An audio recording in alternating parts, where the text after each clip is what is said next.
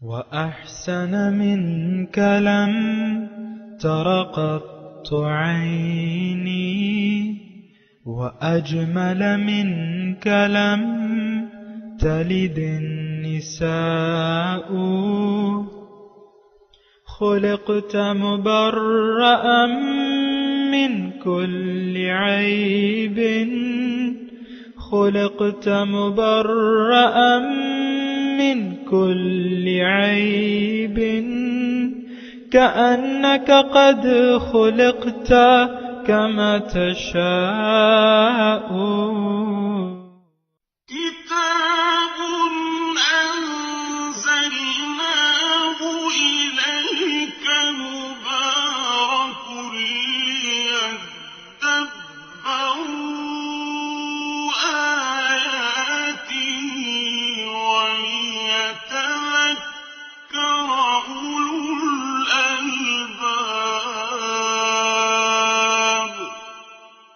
یہ کتاب برکت والی ہے جسے ہم نے آپ کی طرف نازل فرمایا ہے تاکہ دانش مند لوگ اس کی آیتوں میں غور و فکر کریں اور نصیحت حاصل کریں.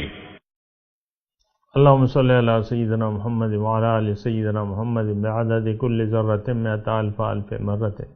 سامعین و ناظرین اکرام، السلام علیکم ورحمۃ اللہ وبرکاتہ. سامعین اکرام، سورہ حج آیت نمبر 1. آج کے سبق کا ایک ہی موضوع ہے اور وہ یہ ہے کہ کیا ہمیں اللہ تعالیٰ کو راضی کرنے کی فکر ہے. اس کے ساتھ ہی سامعین اکرام آج کے درس کا آغاز کرتے ہیں. سب سے پہلے گزشتہ سبق کا آموختہ ہوگا. بسم اللہ الرحمن الرحیم.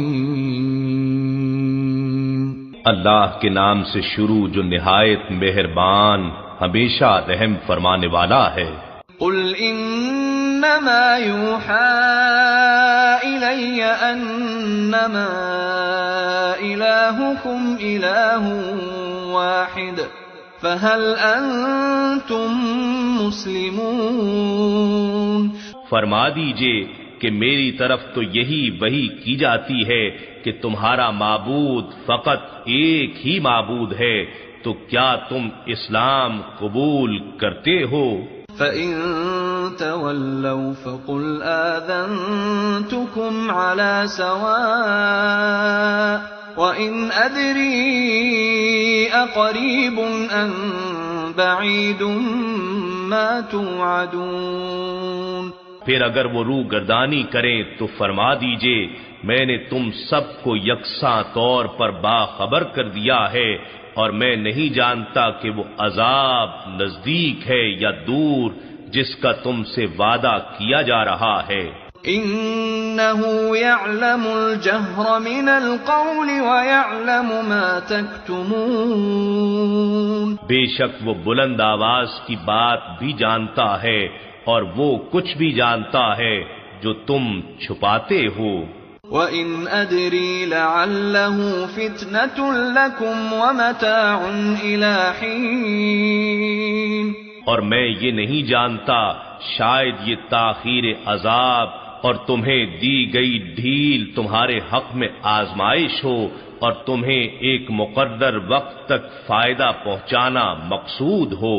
قَالَ رَبِّ احْكُم بِالْحَقِّ وَرَبُّنَا الرَّحْمَنُ الْمُسْتَعَانُ عَلَى مَا تَصِفُونَ. ہمارے حبیب نے عرض کیا، اے میرے رب، ہمارے درمیان حق کے ساتھ فیصلہ فرما دے، اور ہمارا رب بے حد رحم فرمانے والا ہے، اسی سے مدد طلب کی جاتی ہے ان دل آزار باتوں پر جو اے کافرو تم بیان کرتے ہو. سامعین اکرام، سورہ الحج آیت نمبر 1. یا ایھا الناس اتقوا ربکم، اے لوگو اللہ کا تقوی اختیار کر لو، اپنے رب کا تقوی اختیار کر لو، اپنے رب سے ڈرو. ان زلزلۃ الساعۃ شیء عظیم، بے شک قیامت کا زلزلہ بہت بڑا واقعہ ہے، بہت بڑی چیز ہے. سامعین اکرام، سورہ الحج ہے اور یہ اس کے دو حصے ہیں، ایک حصہ مدنی ہے، ایک حصہ مکی ہے۔ ابتدائی طور پہ جو آیات ہیں تقریباً 24 ہیں یا جو بھی ہیں 28 ہیں، یہ آیات مکی ہیں اور باقی حصہ جو ہے وہ مدنی ہے۔ اور اس کے مضامین جو ہیں سامعین کرام، سورہ حج کے جو مضامین شروع ہو رہے ہیں، اس کا موضوع جو ہے وہ آخرت، یوم قیامت سے خبرداری ہے، اور انسان کی حقیقت بھی بیان کی جا رہی ہے، انسان کی حقیقت اور انسان کا مقصد حیات۔ سب سے پہلے جو ہے یا ایھا الناس اتقوا ربکم ان زلزلۃ الساعۃ شیء عظیم، قیامت کا زلزلہ بہت بڑی چیز ہے۔ سامعین کرام، یہ ایک واقعہ ہے جو ہونے والا ہے، اور یہ بات نوٹ کر لیں کہ زندگی کا اختتام موت کے ساتھ نہیں ہوتا، لیکن موت کے ساتھ ایک نئی زندگی کی شروعات ہو جاتی ہیں، جو ہماری حقیقی زندگی ہے۔ یہ جو ہم اس وقت زندگی گزار رہے ہیں ایک عالم دنیا میں، اور ہمارے پاس اجسام موجود ہیں، یہ سب کچھ جو ہے غیر حقیقی ہے۔ جیسا کہ آپ ایک خواب دیکھتے ہیں، خواب میں آپ جو کچھ بھی دیکھتے ہیں وہ غیر حقیقی ہوتا ہے، کیونکہ آپ اس وقت تو ایک بستر پہ لیٹے ہوئے ہوتے ہیں اور پھر آپ اپنے جو کچھ بھی کر رہے ہیں، لیکن یہ ہے کہ اس کا حقیقت سے تعلق نہیں ہوتا، وہ فزیکلی آپ اس میں مصروف نہیں ہوتے، اگرچہ آپ ایسا محسوس کرتے ہیں۔ یہ دنیا جو ہے یہ ایک عالم ہے، یہ اللہ تعالیٰ نے ہمیں یہاں اس عالم رنگ و بو میں بھجوایا ہے، اس عالم ناسوت میں بھجوایا ہے، اور حقیقت میں جو سلسلہ ہے وہ کیا ہے، تھوڑا سا میں اپنے الفاظ میں بتاتا ہوں۔ سلسلہ یہ ہے کہ روح کو جسم دیا جا رہا ہے ایک خاص وقت تک کے لیے، وَلَكُمْ فِي الْأَرْضِ مُسْتَقَرٌّ وَمَتَاعٌ إِلَىٰ حِينٍ۔ روح ہمارا یعنی زمین پہ ہمارا مستقر ہے، عارضی رہائش ہے، جائے رہائش ہے عارضی طور پہ۔ جیسے کہ آپ مثال کے طور پہ مردان میں ایک شخص ہے، وہ کراچی جاتا ہے 2-4 دن کے لیے، وہ اس کا وہاں کام ہے، ہوٹل میں رہتا ہے، کرائے پہ لے لیتا ہے ایک کمرہ، جو بھی کرایہ اس کا وہ کرایہ دے کے وہاں کام کر کے واپس آ جاتا ہے اپنے وطن۔ ہمارا جو اصل وطن ہے نا سامعین کرام، یہ عالم بالا ہے، یعنی باطن ہے۔ ہمارا اصلی وطن جو ہے وہ باطن سے تعلق ہے اس کا۔ میں مختصر الفاظ کہہ رہا ہوں تاکہ آپ مزید کسی الجھاؤ کا شکار نہ ہو۔ ہمارا اصلی وطن، ہمارے اصل جو ہے وہ تو روح ہے۔ اور ایک آیت میں ہم بیان کرتے ہیں نا، انا للہ و انا الیہ راجعون، اللہ تعالیٰ کے ہیں اور اللہ ہی کی طرف واپس لوٹ کے جانا ہے۔ تو دنیا میں جو ہے یہ ایک تھوڑا سا عرصہ، جیسے کہ قرآن کے الفاظ میں استعمال کروں گا، وَلَكُمْ فِي الْأَرْضِ مُسْتَقَرٌّ وَمَتَاعٌ إِلَىٰ حِينٍ، یعنی مستقر آپ اگر جاننا چاہتے ہیں تو عربی میں مستقر آج کل ہوائی اڈے کو کہتے ہیں۔ آپ کبھی عرب ممالک چلے جائیں نا، تو یہاں تو ہم لکھتے ہیں ہوائی اڈا، ایئرپورٹ لکھتے ہیں نا، وہاں اس کو مستقر لکھتے ہیں۔ مستقر جہاز کی شکل بنی ہوتی ہے، مطلب وہ جگہ جہاں لینڈنگ ہوتی ہے اور پھر جہاز پرواز کر جاتے ہیں۔ اسی طرح آپ دیکھیں کہ ہماری لینڈنگ ہو رہی ہے زمین پہ اور پھر پرواز ہو جاتی ہے ہماری عالم ارواح کی طرف۔ یہ صورت، اس کے مضامین میں نے آپ کو بتایا، اس کے مضامین میں آخرت کے مضامین وضاحت کے ساتھ بیان ہو رہے ہیں۔ سب سے پہلی جو آیت ہے وہ اس میں یوم قیامت کی ہولناکی بیان ہو رہی ہے ان 2 آیات میں، اور میں نے ترجمہ تو آپ کو ایک آیت کا سنایا ہے، لیکن دوسری آیت کا ترجمہ بھی سن لیں۔ یوم ترونہا، اس دن تم دیکھو گے، تذہل کل مرضعۃ عما ارضعت، تذہل بھول جائیں گی، کل مرضعۃ، ہم ہر دودھ پلانے والی جس کو وہ دودھ پلا رہی ہے اس کو بھول جائے گی، اپنے بچوں کو بھول جائیں گی، دودھ پلانا بھول جائیں گی۔ وَتَدَعُ، اور گر جائے گا، تدعو گر جائے گا، کل ذات حمل حملہا، ہر حمل والی کا حمل گر جائے گا۔ وَتَرَى النَّاسَ سُكَارَى، اور تم دیکھو گے کہ وہ لوگوں کو نشے کی حالت میں، وَمَا هُمْ بِسُكَارَى، لیکن وہ نشے میں نہیں ہوں گے، وَلَكِنَّ عَذَابَ اللَّهِ شَدِيد، لیکن اللہ کا عذاب جو ہے وہ شدید ہوگا۔ سامعین اکرام، یہ دو آیات کو دیکھ کے آپ کو تھوڑا سا اندازہ ہو گیا ہوگا کہ آخرت کی، یوم قیامت کی ہولناکیاں جو ہیں، روز قیامت جس دن یہ قیامت برپا ہوگی اور وہ آغاز ہو جائے گا اور زلزلہ آئے گا، اس کا واقعہ بیان ہو رہا ہے کہ وہ جب زلزلہ آئے گا تو اس وقت کیا حالت ہوگی۔ اس میں ہم نے سنا کہ دودھ، ایک ماں جس نے اپنے بچے کو اپنے سینے سے چمٹایا ہوا ہے، وہ اس کو دودھ پلانا بھول جائے گی اس کو، یعنی اب آپ دیکھیں نا، میں تھوڑا سا آپ کو بتاؤں، اس وقت بھی جو زلزلہ آتا ہے، ہولناک زلزلہ، لوگ ہمیں ہدایت یہ کی جاتی ہے کہ آپ میدانی جگہ پہ چلے جائیں جہاں کوئی عمارت نہ ہو، یہی کہا جاتا ہے نا۔ تو یہ ایک انسان کی وہ ہے کہ بھئی وہ اگر ایسی بعض جگہیں تو ایسی ہوتی ہیں جو مکان جو ہے وہ گنجان آباد ہوتے ہیں، وہاں سے میدانی کوئی ایسا ہوتا ہی نہیں ہے، چاروں طرف گلیاں، تو بہرحال اس میں پھر یہ ہدایت کی جاتی ہے کہ آپ کسی ایسے مضبوط پلر کے ساتھ کھڑے ہو جائیں یا ایسے دروازے کے نیچے کھڑے ہو جائیں، بہرحال مختلف ہدایات ہیں۔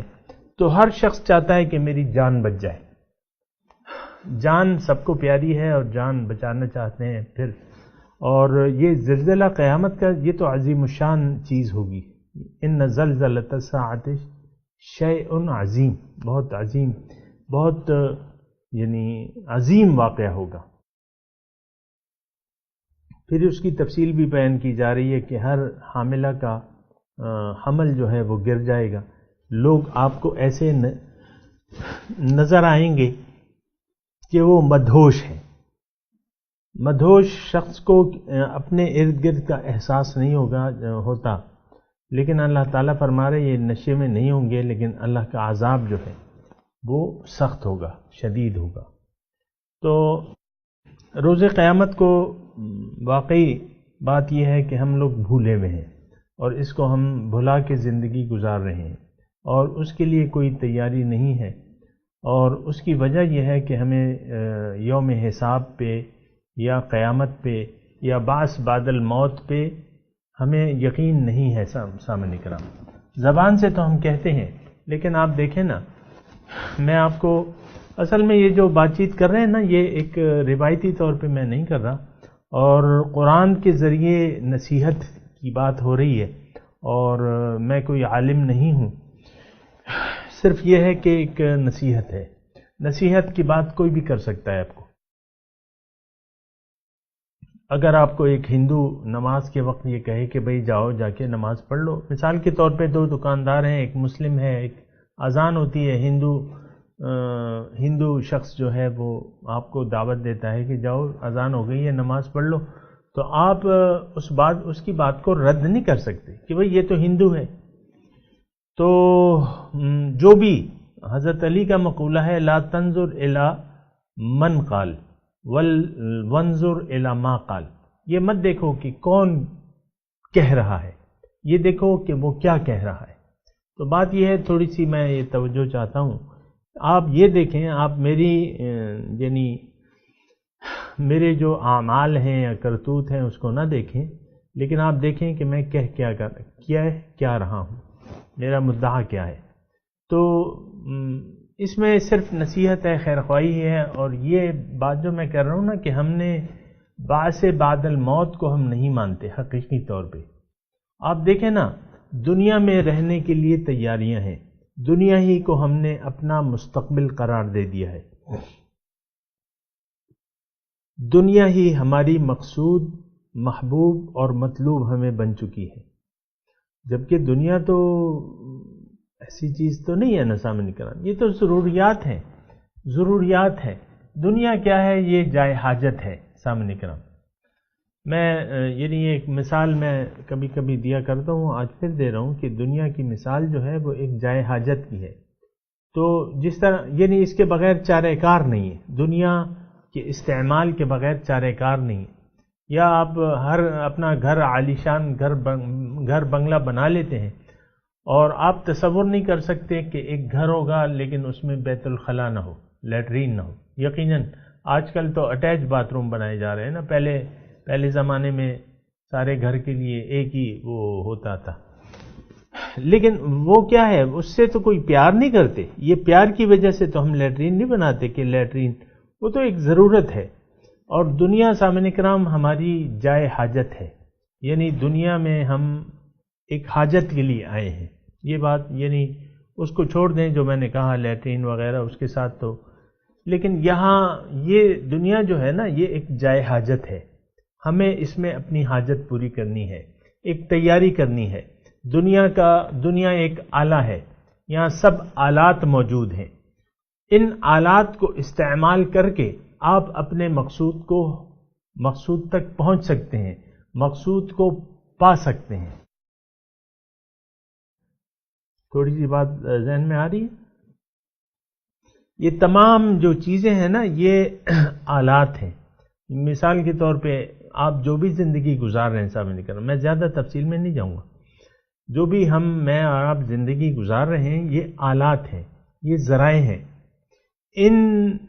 یعنی اس زندگی کو اللہ تعالیٰ کی مرضی کے مطابق گزار کر ہم اپنا مقصود حاصل کر سکتے ہیں، اپنے مقصود تک پہنچ سکتے ہیں، یا اللہ تعالیٰ کی ملاقات کے اہل ہو سکتے ہیں۔ یہ بڑے گہرے الفاظ ہیں جو میں ادا کر رہا ہوں، اس کو ذرا توجہ دیں۔ یعنی اس دنیا کو ہم اگر ایک خاص طریقے کے مطابق اس میں زندگی گزاریں گے تو ہم کامیاب ہو جائیں گے۔ اچھا ہو کیا رہا ہے؟ ہو یہ رہا ہے کہ ہم نے آخرت کو بھلا دیا ہے، اپنی حقیقت کو ہم نے بھلا دیا ہے، اپنے آپ کو ہم نہیں پہچان پا رہے، اور ہم دنیا کے بارے میں ایک دھوکے کا شکار ہو گئے، اور ہمارا یہ ایک یقین پیدا ہو چلا ہے کہ دنیا جیسی بھی ہو اچھی گزارنی چاہیے، اور دنیا ہی ہماری منزل ہے۔ اچھی زندگی، بہت سارا آپ پیسہ کماؤ، اچھا گھر، وہ کہتے ہیں نا کھانا، اچھا رہنا، اچھا پہننا، یہی ہوتا ہے۔ اور یعنی اسی کے لیے لوگ جی رہے ہیں۔ آپ دیکھیں ایک شادی ہوتی ہے، خواتین کتنے یعنی اس ایک پروگرام کے لیے کتنے مہنگے مہنگے سوٹ، پھر دلہن کے لیے دلہن کا سوٹ جو ہے اس کے تو کیا کہنے، 1 لاکھ کا جوڑا بن رہا ہے، ایک دن کے لیے 1 لاکھ کا جوڑا بن رہا ہے۔ یعنی میں یہ نہیں کہتا کہ یہ حرام ہے، لیکن میں صرف یہ اتنی بات کہہ رہا ہوں کہ ہماری ساری توجہ ظاہر کی طرف ہو چکی ہے۔ تو یہ بات جو ہے مناسب نہیں ہے۔ اللہ تعالی ہمیں دیکھیں، پیغمبر جب آتا ہے تو وہ ہمیں آخرت کی طرف متوجہ کرتا ہے، آخرت اللہ تعالیٰ کی توحید کے بارے میں بتاتا ہے کہ اللہ تعالیٰ ہمارا معبود واحد ہے، اور آخرت جو ہے وہ یقینی ہے۔ وَإِنَّ السَّاعَةَ آتِيَةٌ لَا رَيْبَ فِيهَا وَأَنَّ اللَّهَ يَبْعَثُ مَنْ فِي الْقُبُورِ، قیامت آنے والی ہے اور اللہ تعالیٰ زندہ کرے گا دوبارہ جو قبروں میں ہے۔ اور یہی تصور ہے سامعین کرام، افسوس سے کہنا پڑتا ہے کہ اس سے ہم غافل ہیں۔ دنیا ہی کی زندگی کو اصل سمجھ کے دنیا ہی کے لیے ہم نے زندگی وقف کر دی ہے۔ یہ 2 جملے میں نے بولے ہیں، لیکن آپ دیکھیں کہ اس میں کتنی گہرائی ہے۔ میرے جملوں میں نہیں لیکن یہ جملے جو ہیں اس میں کتنی گہرائی ہے۔ میں دوبارہ عرض کرتا ہوں، دنیا کو ہم نے ظاہر پہ ہمیں دھوکہ لگ گیا ہے اصل کا، نمبر 1 بات یہ ہوئی ہے۔ پھر اس کے بعد یہ ہے کہ اپنی اصل کو ہم نے بھلا دیا ہے، پھر یہ ہے کہ اپنے اصل مقصود کو بھی بھلا دیا ہے۔ پھر یہ ہے کہ جب ظاہر کا آپ کو دھوکہ لگ گیا تو آپ کی ساری توجہ جو ہے وہ پھر ظاہر کی طرف ہو جاتی ہے، اور جب ظاہر کی طرف آپ کی توجہ ہو جاتی ہے تو پھر یہ ہے کہ بات جو ہے وہ مختلف ہو جاتی ہے، بات مختلف ہو جاتی ہے، اور انسان جو ہے وہ دھوکے کا شکار ہو جاتا ہے۔ اور اسی کے بارے میں اللہ تعالیٰ نے ہمیں خبردار کیا ہے کہ فَلَا تَغُرَّنَّكُمُ الْحَيَاةُ الدُّنْيَا وَلَا يَغُرَّنَّكُمْ بِاللَّهِ الْغَرُورُ۔ دیکھو دنیا کی زندگی تمہیں دھوکے میں نہ ڈال دے، اور تمہیں دھوکے میں نہ ڈال دے وہ بڑا دھوکے باز۔ اور ایسا ہی ہوا ہے سامعین کرام، اللہ تعالیٰ نے ہمیں منع فرمایا ہے، تنبیہ فرمائی ہے، لیکن افسوس سے یہ کہنا پڑتا ہے کہ دنیا کی زندگی نے ہمیں، حیات دنیا نے ہمیں دھوکے میں ڈال دیا ہے، اور اس بڑے دھوکے باز نے بھی ہمیں دھوکے میں ڈال دیا ہے، اور ہم اس کے دھوکے میں آ گئے ہیں سامعین کرام۔ دیکھیں اس سے جو خطا ہوئی ہے وہ کیا تھی؟ وہ نافرمانی تھی۔ ہم بھی تو اللہ تعالیٰ کی نافرمانیوں میں جٹ گئے ہیں۔ یہ بہت ایک خطرناک روش ہے کہ شیطانی صفات کو ہم نے اپنا لیا ہے۔ شیطان کیوں مردود ہوا تھا؟ اس نے کہا نہیں، اللہ کے حکم کی نفی کی تھی، اللہ کے حکم میں اپنی عقل چلائی تھی۔ آج ہم بھی اپنی عقل استعمال کر رہے ہیں۔ اب مثال کے طور پہ عرض کرتا ہوں سامعین کرام، یہ جو داڑھی شریف ہے یہ سنت ہے، سنت متواترہ ہے، وجوب کے درجے تک پہنچتی ہے۔ حضور نے ہدایت بھی کی ہے کہ مونچھوں کو پست کراؤ، داڑھیوں کو بڑھاؤ، لیکن آپ آج عام دیکھیں پاکستان میں یہ رجحان نہیں ہے۔ اور یہ میں یہاں واضح کر دوں، ہر وقت کہتا رہتا ہوں کہ داڑھی میں اسلام نہیں ہے، داڑھی اسلام میں داڑھی کا حکم ہے۔ یعنی وہ شخص جس نے داڑھی رکھ لی وہ پکا مسلمان تو نہیں ہو سکتا۔ اصل تو وہ عقیدہ ہے جو آپ وہ کرتے ہیں سامعین کرام، وہ عقیدہ اپناتے ہیں، وہ اصل ہے۔ تو یہ سارے مضمون ہے سامعین کرام۔ دیکھیں حضور صلی اللہ علیہ وسلم جب تشریف لائے تو یہی 3 باتیں تھیں جو مشرکین مکہ نے اس سے انکار کر رہے تھے۔ توحید سے سب سے پہلے، اور پھر آخرت سے، اور پھر رسالت سے۔ قرآن کے مضامین کا خلاصہ جو ہے، یا جو موضوعات ہیں، یا جن موضوعات سے قرآن بحث کرتا ہے، غالب اکثریت کے طور پہ تو وہ 3 ہے، توحید ہے، رسالت ہے، آخرت ہے سامعین کرام۔ تو بات یہ ہے کہ یہ تھوڑا سا مسئلہ ہے، اس کے بارے میں سوچنا چاہیے۔ اللہ تعالیٰ نے ہمیں جا بجا خبردار کیا ہے کہ بھئی آخرت جو ہے، یعنی جزائے اعمال جو ہے، تمہاری زندگی کا اختتام ہونے والا ہے۔ ابھی یہ مضمون ذرا تفصیل سے آئے گا۔ تو تمہاری زندگی کا اختتام ہونے والا ہے، پھر یہ نہیں کہ اس کے بعد جو ہے کوئی اور زندگی نہیں ہے۔ یقیناً یہ زندگی جو ہے سامعین کرام، یہ ایک نقطہ میں مختصر طور پہ بیان کر دوں آپ کو کہ یہ زندگی جو ہے یہ حقیقت میں جہاں انسان کا نتیجہ، زندگی کا نتیجہ یعنی یہاں مرتب ہوتا نظر نہیں آتا۔ دیکھیں باقی جو تمام مخلوقات اللہ تعالیٰ نے پیدا کی ہیں، ان کے وہ اپنے مقصد تخلیق جو ہے پیدا کر کے فنا ہو رہی ہیں۔ آپ سمجھ رہے ہیں نا میری بات کو؟ ہر مخلوق جو ہے اس کا مقصد تخلیق واضح ہے، اور وہ اپنا مقصد تخلیق پورا کر کے ختم ہو رہی ہے۔ لیکن انسان کی جو ہستی ہے سامعین کرام، جو ثقلین ہے، تو ان کے مقصد تخلیق جو ہے اس کی تکمیل یعنی اس کا نتیجہ مرتب ہوتا نظر نہیں آ رہا۔ تو یعنی انسان کو اس کی نیکیوں کی اجر یا غلطیوں کی سزا یہاں مکمل طور پہ نہ مل رہی ہے اور نہ مل سکتی ہے سامعین کرام۔ بہرحال یہاں جو اللہ تعالیٰ فرما رہے ہیں کہ یہ آپ کو میں نے کہا کہ مکی صورت ہے، اور اللہ تعالیٰ یوم حساب یا روز قیامت کی تفصیل بیان فرما رہے ہیں، اور اس کی ہمیں تنبیہ دے رہے ہیں کہ یا ایھا الناس، اے لوگو۔ سب سے پہلے تو اس کے مخاطب دیکھیں، اس جملے کے مخاطب کون لوگ ہیں؟ لوگ ہیں، عام لوگ ہیں، میں بھی ہوں، آپ بھی ہیں۔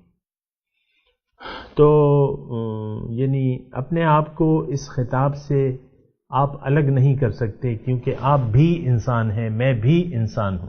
اتقوا ربکم، اپنے رب سے ڈرو۔ تو ڈرنے کا مطلب کیا ہے سامعین کرام؟ کہ ایک تو یہ ہے نا کہ انسان، دیکھیں ڈر جو ہے یہ اس وقت ہمیں پیدا ہوگا جب کہ ہمیں احساس ہو جائے کہ ہمارا رب کون ہے۔ رب کی معرفت کے بغیر اس کا تقوی، اس کا ڈر پیدا نہیں ہو سکتا۔ ڈر کے خیر بنیادی طور پہ دو مفاہیم ہیں سامعین کرام۔ پہلا اس میں یہ ہے کہ آپ رب کے یعنی جو رب کی شان ہے اس کا آپ کے دل میں خوف ہونا چاہیے۔ رب کی نافرمانی سے، یعنی رب کے جب اس کے وجود کا آپ کو احساس ہو جائے، پھر آپ اپنے رب کے فرمان کی بڑائی کا احساس کر لیں گے، نمبر 1۔ اور اس کے بعد پھر آپ دیکھیں گے کہ یعنی اس کے بعد کیا ہوگا؟ اس کے بعد یہ ہے کہ آپ اس کی اطاعت کریں گے، اس کی نافرمانی سے بچیں گے۔ پھر اگر نافرمانی کی روش اختیار کوئی انسان کر لیتا ہے تو پھر رب کا عذاب، اس کو اگر رب کے عذاب کا یقین ہو تو وہ رب کے عذاب سے بعض کام چھوڑ دیتا ہے کہ میں اگر اپنے رب کی نافرمانی کروں گا تو میں اس کی سزا کا مستحق ہو جاؤں گا، اور وہ سزا جو ہے وہ بڑی ہولناک ہے۔ تو تقویٰ کے دو معنی جو بیان کیے جاتے ہیں وہ یہ ہے کہ آپ اپنے رب کی نافرمانی سے بچیں، اس سے ڈریں، اس کے انجام سے ڈریں، پھر اللہ تعالیٰ کے عذاب سے بچنے کی کوشش کریں، اس سے ڈریں، اس سے بچنے کی کوشش کریں۔ یہ دو، اور یہ دونوں چیزیں جو ہیں اس کا ہم شکار ہیں سامعین کرام۔ یعنی آپ دیکھیں کہ ہم میں صفت تقویٰ، میں مسلمانوں کی بات کر رہا ہوں، عام مسلمانوں کی، آج ہم اپنے اندر صفات تقویٰ پیدا نہیں کر پا رہے۔ ہم یہ دعویٰ نہیں کر سکتے کہ ہم ایک متقی انسان ہیں، یا وہ صفات تقویٰ ہم نے حاصل کر لی ہیں۔ دیکھیں نہ تو یہ ہمارا گول ہے۔ اللہ تعالیٰ کو راضی کرنا ہماری منزل نہیں ہے، اللہ تعالیٰ کو خوش کرنا، اس کو راضی کرنا یہ ہماری منزل نہیں ہے۔ تو اگر منزل نہیں ہے تو پھر یہ ہے کہ پھر اس کا انجام جو ہے وہ آپ کو معلوم ہے سامنے کرام، کہ اللہ تعالیٰ کی یاد کو اپنے دلوں سے ہم نے محو کر دیا، بھلا دیا، تو پھر اس کا انجام جو ہے۔ تو یہاں اللہ تعالیٰ فرما رہے ہیں یا ایھا الناس اتقوا ربکم، اے لوگو اللہ کا تقوی اختیار کر لو۔ کیوں؟ ان زلزلۃ الساعۃ شیء عظیم، قیامت کا زلزلہ جو ہے وہ بہت بڑی چیز ہے۔ اس کی تفصیل آ رہی ہے جو میں نے بیان بھی کر دی۔ یوم ترونہا تذہل کل مرضعۃ عما ارضعت وتضع کل ذات، یعنی یہ ایسی چیزیں ہیں سامنے کرام۔ بہرحال ہماری گفتگو آج جو ہے وہ آیت نمبر 1 تک ہے، یہ نوٹ کر لیں، انشاءاللہ اس کے بعد بات کریں گے۔ اور ابھی میں تلاوت کرتا ہوں، میرے ساتھ دہرائیے آپ۔ اعوذ باللہ من الشیطان الرجیم، بسم اللہ الرحمن الرحیم، یا ایھا الناس اتقوا ربکم ان زلزلۃ الساعۃ شیء عظیم۔ ترجمہ سنا دیجیے۔ یا ایھا الناس اتقوا ربکم، اے لوگو اللہ سے ڈرو، اپنے رب سے ڈرو۔ ان زلزلۃ الساعۃ شیء عظیم، بے شک قیامت کا زلزلہ جو ہے وہ بڑی چیز ہے، یعنی بڑی ہولناک گھڑی ہوگی وہ۔ اب ان آیات کی تلاوت اور ترجمہ سنتے ہیں۔ بسم اللہ الرحمن الرحیم۔ In the name of God, the gracious, the merciful. یا ایہا الناس اتقوا ربکم ان زلزلة الساعة شیء عظیم۔ O people, be conscious of your Lord. The quaking of the hour is a tremendous thing. سامعین کرام، اس کے ساتھ ہی آج کے درس کا وقت اختتام کو پہنچا۔ اگلے درس میں انشاءاللہ ملاقات ہوگی۔ وآخر دعوانا ان الحمدللہ رب العالمین، والسلام علیکم ورحمۃ اللہ وبرکاتہ۔